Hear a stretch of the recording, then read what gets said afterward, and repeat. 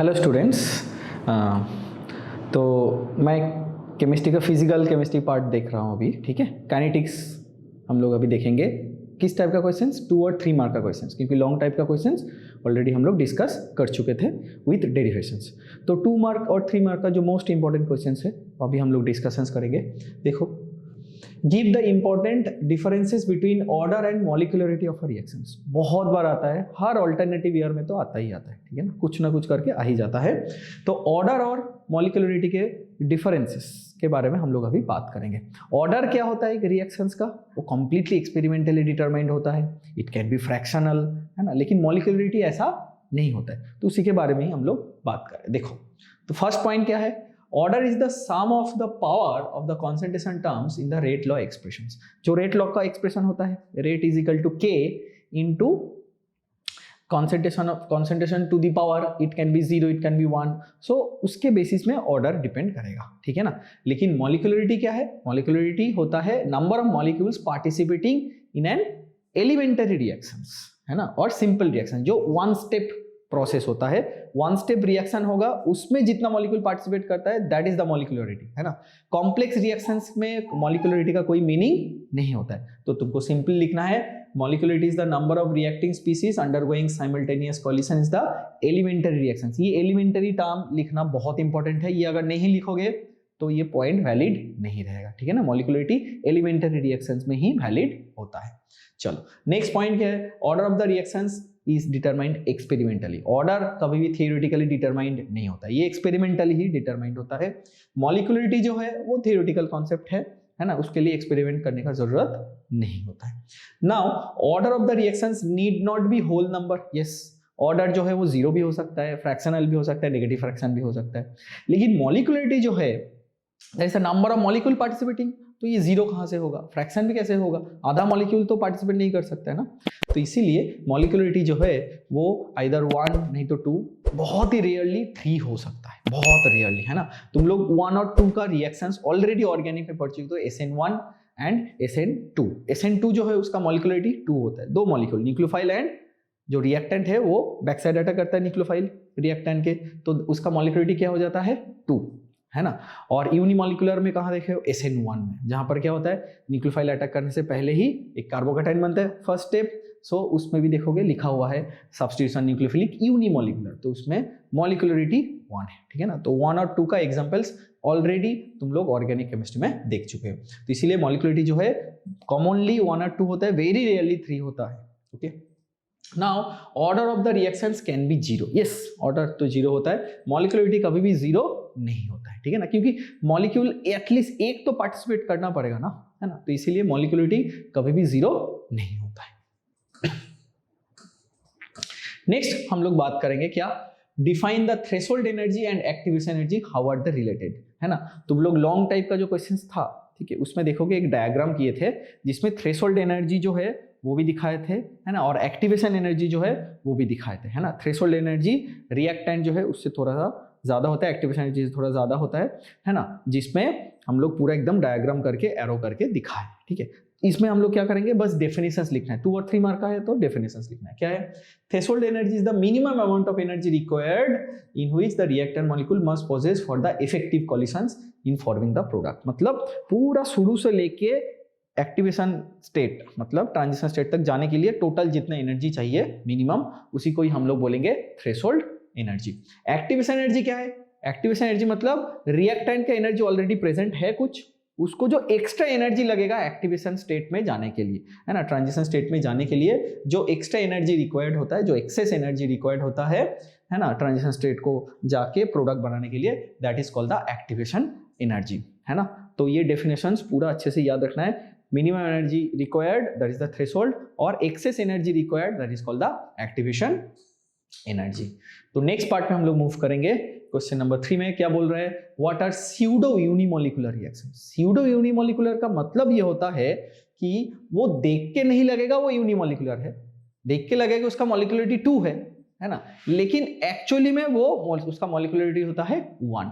ये कब होता है? ये ज्यादातर 2 ही रिएक्शंस में देखा जाता है, वो है एस्टर का हाइड्रोलिसिस और एक होता है शुगर का हाइड्रोलिसिस, ठीक है ना। केन शुगर का जो हाइड्रोलिसिस होता है एसिडिक मीडियम में, वो सीयूडी यूनिमोलिकुलर रिएक्शंस फॉलो अप करता है। और जो एस्टर का हाइड्रोलिसिस होता है एसिडिक मीडियम में, ओके, एसिडिक मीडियम में जो होता है वही सीयूडी यूनिमोलिकुलर होता है। बेसिक मीडियम में एस्टर हाइड्रोलिसिस ऑर्डर 2 हो जाता है, ठीक है ना। तो इसीलिए हम लोग सीयूडी यूनिमोलिकुलर रिएक्शन जो है एसिडिक मीडियम एस्टर हाइड्रोलिसिस, और एक होता है एसिडिक मीडियम में शुगर का जो हाइड्रोलिसिस होता है, ठीक है। तो इसमें देखो लिखा हुआ है ये एस्टर है, एस्टर में हम लोग हाइड्रोलिसिस किए हैं ऑलरेडी। ऑर्गेनिक केमिस्ट्री में जानते हो एस्टर हाइड्रोलिसिस करने से क्या होता है, एक एसिड बनता है और एक अल्कोहल बनता है, ठीक है ना। तो ये जो रिएक्शंस है ना, इस रिएक्शंस में तुमको देख के लगेगा कि सर ये 2 मॉलिक्यूल पार्टिसिपेट कर रहा है तो इसका मॉलिक्यूलरिटी 2 है, लेकिन एक्चुअली में इसका मॉलिक्यूलरिटी 1 है। रिएक्शन का जो रेट है वो इसके ऊपर ही डिपेंड करता है, वाटर के कॉन्सेंट्रेशन के ऊपर डिपेंड नहीं करता है सर। क्यों? क्योंकि वाटर जो है बहुत ही ज्यादा अमाउंट में रहता है, उसका जो चेंज है बहुत ही नेग्लिजिबल है as compare to ester. So that is why इसको हम लोग बोलते हैं सिर्फ और सिर्फ एस्टर के कॉन्सेंट्रेशन के ऊपर डिपेंड करेगा।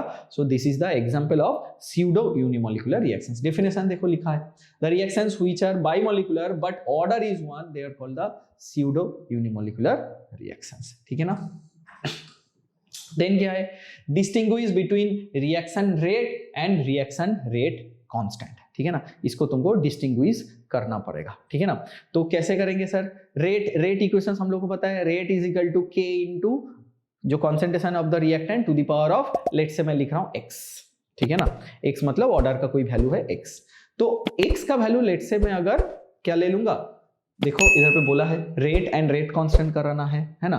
तो रेट क्या होता है, दैट इज द इक्वेशंस, ठीक है। रेट क्या होता है, concentration of the reactant with respect to time, देखो लिखा है it's a change in the concentration of the reaction per unit time, that is called the rate of the reaction. Whereas rate constant क्या है, बोल रहे हैं rate constant जो है that is the rate of a reaction when the concentration of the reactant is unity. Reactant का concentration अगर 1 ले लेंगे तो क्या हो जाएगा, रेट इक्वेशंस क्या है, rate is equal to k into concentration of the reactant. अब रिएक्टेंट का कॉन्सेंट्रेशन अगर 1 ले लेंगे तो क्या हो जाएगा, rate is equal to rate constant, है ना। तो इसीलिए बोल रहे हैं at the concentration of the reactant unity, जो रेट होगा वही होता है उसका रेट कांस्टेंट, है ना। और रेट का जो फॉर्मूला, रेट का डेफिनेशन कैसे बोलोगे, कॉन्सेंट्रेशन चेंज पर यूनिट टाइम, ठीक है, कॉन्सेंट्रेशन चेंज पर टाइम। यूनिट क्या होता है sir, unit of the rate constant, वो डिपेंड करता है फर्स्ट ऑर्डर है या सेकंड ऑर्डर है या जीरो ऑर्डर है, जो भी होगा, है ना। अगर तुम्हारा रेट है, नॉर्मल रेट का जो यूनिट है वो फिक्स होता है मोल पर लीटर पर सेकेंड, क्यों, कॉन्सेंट्रेशन चेंज पर टाइम, तो कॉन्सेंट्रेशन हो जाएगा मोल पर लीटर, मोलरिटी बाई टाइम। और रेट कांस्टेंट जो है वो ऑर्डर के ऊपर डिपेंड करेगा, फर्स्ट ऑर्डर होगा तो अलग होगा, सेकंड जीरो ऑर्डर होगा तो अलग होगा, और सेकंड ऑर्डर होगा तो अलग होगा, ठीक है ना। नाउ एक क्वेश्चन आता है, what is called the zero order reaction, give an example. Zero order reactions जो है वो तो रिएक्शंस देख के तुम बोल नहीं सकते ना उसका ऑर्डर क्या होगा, जीरो होगा, फर्स्ट ऑर्डर होगा, क्या होगा।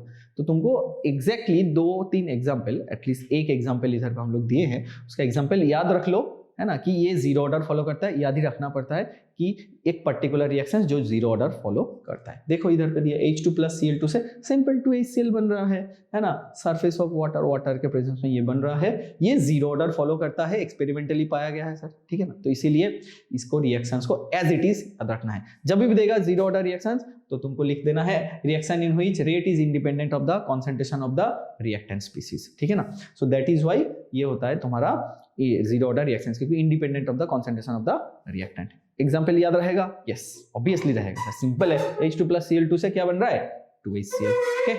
Now what is mean by rate of a reactions, है ना, differentiate between average rate and instantaneous rate. देखो रेट ऑफ अ रिएक्शंस जो है उसका पहले मीनिंग बोलना है, देन बोल रहा है 2 टाइप का रेट होता है, एक होता है एवरेज और एक होता है इंस्टेंटेनियस। तो एवरेज रेट और इंस्टेंटेनियस रेट का मैं एक एनालॉजी दूंगा, है ना, एग्जैक्टली तो नहीं है लेकिन एनालॉजी दूंगा। सोचो एक लोग बाइक चला के जा रहा है, ठीक है ना, तो एक जगह से और एक डिस्टेंस तक गया, है ना, 10 मिनट का रास्ता है, 5 किलोमीटर गया, तो कितना टाइम लगा सर, 10 मिनट लगा, कितना किलोमीटर गया, 5 किलोमीटर गया, ठीक है। तो इसका एवरेज रेट क्या हो जाएगा, 5/10 कर दोगे, है ना, 5/10 कर दोगे, इसका एवरेज जो स्पीड है वो तुमको मिल जाएगा।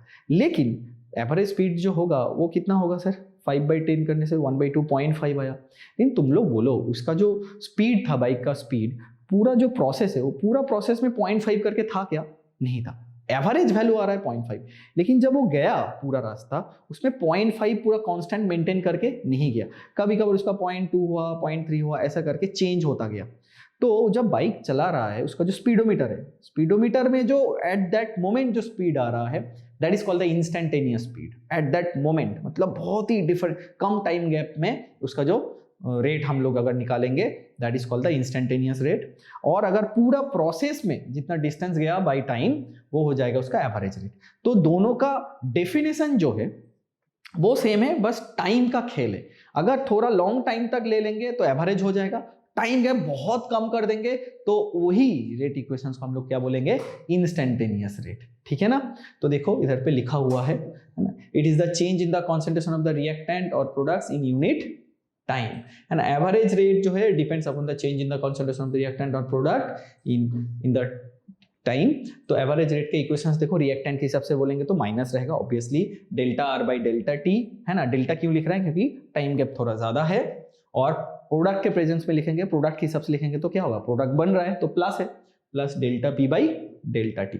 ठीक है ना। व्हेयरएज इंस्टेंटेनियस में क्या बोला, सेम इक्वेशन है देखो, minus D delta R by delta T, लेकिन अभी क्या है टाइम गैप बहुत कम है तो limit delta t tends to 0 कर देंगे। इसको ही हम लोग डेरिवेटिव फॉर्म में लिख सकते हैं, क्या, minus D R by D T. ये स्मॉल डी का मतलब होता है टाइम गैप बहुत कम है, minus D R by D T. ठीक है ना। तो इक्वेशन दोनों का सेम है ना, बस टाइम का खेल होता है। ठीक है ना। जब कैलकुलेशंस करेंगे सेम इक्वेशन बिठाएंगे, कॉन्सेंट्रेशन चेंज बाई टाइम। तो ये पूरा एग्जैक्टली तुमको लिखना है। ठीक है ना। How does a change in the temperature affect the rate.